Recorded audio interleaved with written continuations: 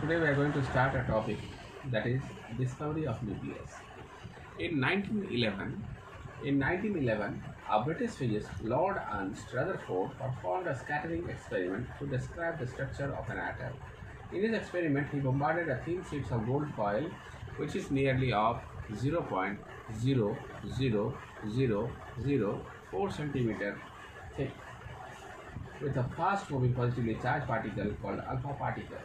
Alpha particles are formed by the removal of electron from helium and thus positively charged. Now, what does he conclude with his experiment? Most of the alpha particles passed straight through the gold foil without any deflection, which means that there was lots of empty space in an atom. A few alpha particles were deflected through a small angle. Which means that there was a positively charged region in the atom that caused the deflection. Rutherford called this positively charged region as the nucleus of the atom. Very few alpha particles were deflected through a large angle or bounced back, which means that the nucleus is centrally located, dense, and occupies very small space in an atom. Since alpha particles were comparatively denser, were deflected by the nucleus, Rutherford concluded that almost whole mass of the atom must be present in the nucleus. Now, Rutherford's atomic model. Now, an atom consists of a small and dense positively charged region in the center called nucleus. That is his conclusions. The nucleus contains proton and neutron. Inside the nucleus, what is that? Neutron plus proton. Entire mass of the atom is concentrated in the nucleus. Entire mass is concentrated inside the nucleus. The size of nucleus is very small as compared to the size of the atom. There is a lots of empty space around the nucleus. Electrons revolve around the nucleus in an orbit or cells. Say, electrons are revolving around the nucleus in an orbit. This path is called an orbit or a cell. In an atom, the number of electrons is equal to the number of protons. Thus, atom is always electrically neutral. That is, number of electron is equal to number of proton. Now, what are the drawbacks of the Rutherford atomic model? What Rutherford compared his atomic model to the solar system. Just as in solar system, sun has the maximum mass and the planets revolve around it. Similarly, in an atom, nucleus has the minimum mass of the atom and electrons are revolving around it. In Rutherford atomic model, electrons revolve at a high speed in a circular orbit around the positively charged nucleus. These are the electrons which is revolving around the nucleus. Now,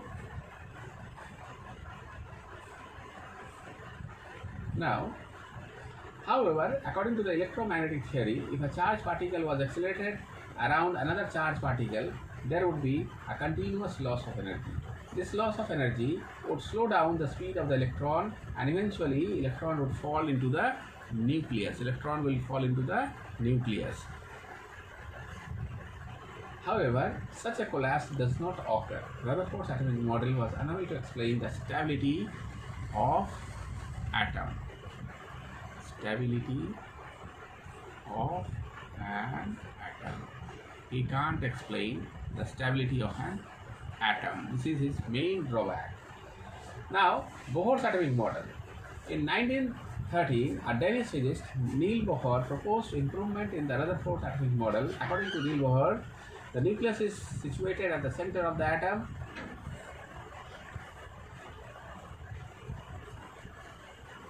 Bohr's theory. Now, Danish physicist Niels Bohr proposed an improvement in the Rutherford atomic model. According to Niels Bohr, the nucleus is situated at the center of the atom. It contains proton and neutron, collectively called nucleons. Nucleons. that is what? Neutron plus proton. Entire these things are called nucleus. The entire mass and the positive charge of atom is concentrated in the nucleus. The electron revolve around the nucleus in a fixed circular path called orbit or cell. Each orbit or cell is associated with a fixed amount of energy. Each cell is having a fixed amount of energy, and that is called energy level. The cell nearest to the nucleus has a minimum energy. The cell which is very nearest to the nucleus is minimum energy, and the cell farthest from the nucleus will have a maximum energy. The energy levels of a cell are represented in two ways: 1, 2, 3, 4, 5, 6, or K, L, M, N, O, P. The energy levels are counted from right next to the nucleus to the outer side. That is, first cell is called K, the second cell is called L, then M, N, O, P, like this. There is no change in the energy of electron as long as they keep revolving in the same energy level. Listen here. There is no change in energy of electron as long as they keep revolving in the same energy level. If suppose any electrons are revolving in the same cell, there won't be any loss of energy in that cell. Say, in this case, inward force of attraction exerted by the nucleus is balanced by the outward force of attraction exerted by the electron, which prevents the electron from falling into the nucleus. An electron can move to a higher or a lower energy level. When an electron jumps from lower energy level to a higher energy level, some energy is being absorbed. Similarly, when an electron jumps from a higher energy level to a lower energy level, some energy is released. Now, atomic number. Atomic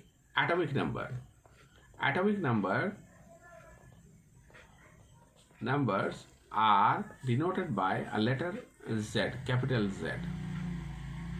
That is the number of electrons present in an atom. Now, mass number. What is a mass number? Mass number denoted by a letter, capital letter, that is your A, and which is equal to the number of proton plus number of electron. Number of neutron. Now, representation of atomic number and the mass number of an element. How we are representing any atomic number or a mass number? Say this is an element X, this is the atomic number, and this is the mass number. Atomic numbers are written at the bottom level, whereas mass numbers are written at the top. One is subscript and another one is superscript. X is an element. Say for example, sodium. Its atomic number is 11. Mass number is 23. Now, if suppose mass number is 23 and atomic number is 11, that means number of electron is equal to 11. Number of proton is equal to 11. Now, A is equal to what? N plus P. A is 23, and we don't know. Proton we are knowing. Then neutron will be how much? 12. This is the number of neutron present in an atom. Like the same, say electronic configuration. Now, after this, we will discuss about electronic configuration. Electronic configuration. Now, what is electronic configuration? Electronic configuration means what? I'll show you like this. That this is a sodium atom whose atomic number is 11 and mass number is 23. That means number of electron is equal to 11. Now, how these 11 electrons are being, say, present in an atom of sodium. In the first cell, this is an electronic dot structure I am showing you. In the first cell, there is an availability of 2 electrons, because the capacity of the first cell is what? Only 2 electrons. And the capacity of the second cell is how much? 8 electrons.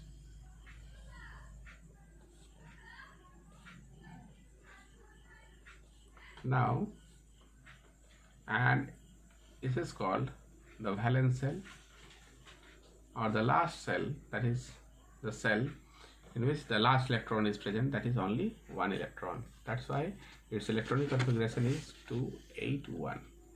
Now, how we have put this electrons in the cell? With the help of a formula that is called 2n square formula.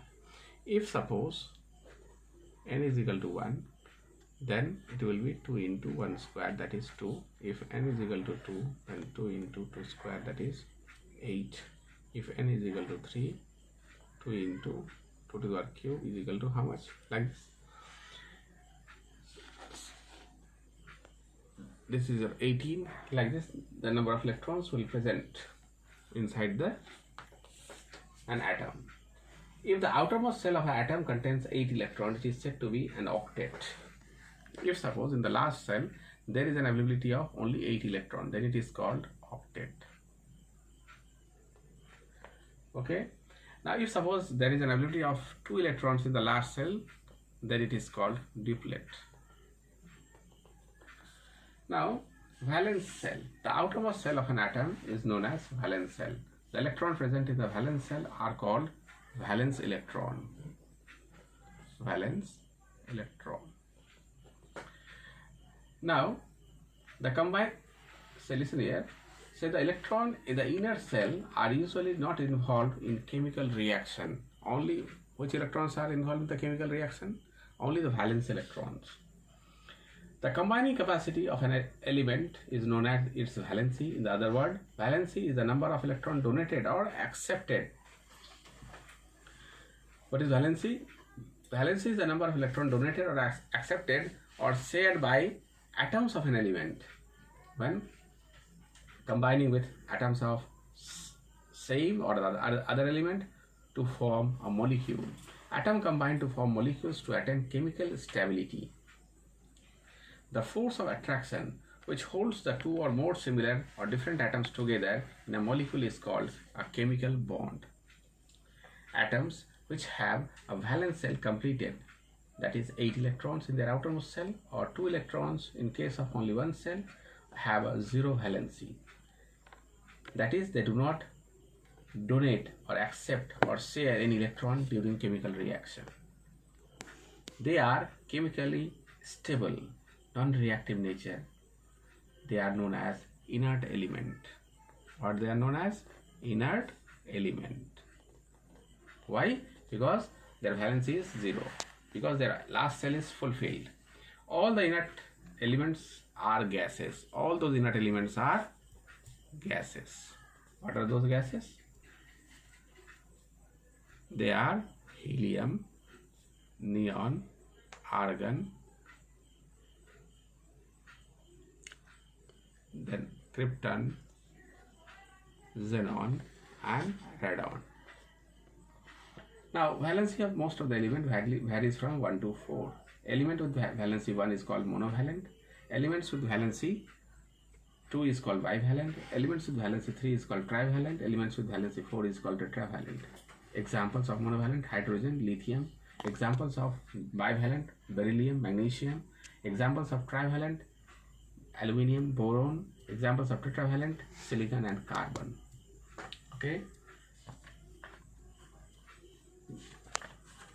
Now, up to this much. See, dear student, what you all have to do? You all have to write the question answers given in the exercise. Properly you write and read the chapters thoroughly twice or thrice, so that it will be very easier for you to understand the chapter. And after that, I am going to give you some test papers related to the chapters. You all have to write those questions in the test copies and write the answers properly. First you read the chapters, then without seeing the book, you have to write the answer.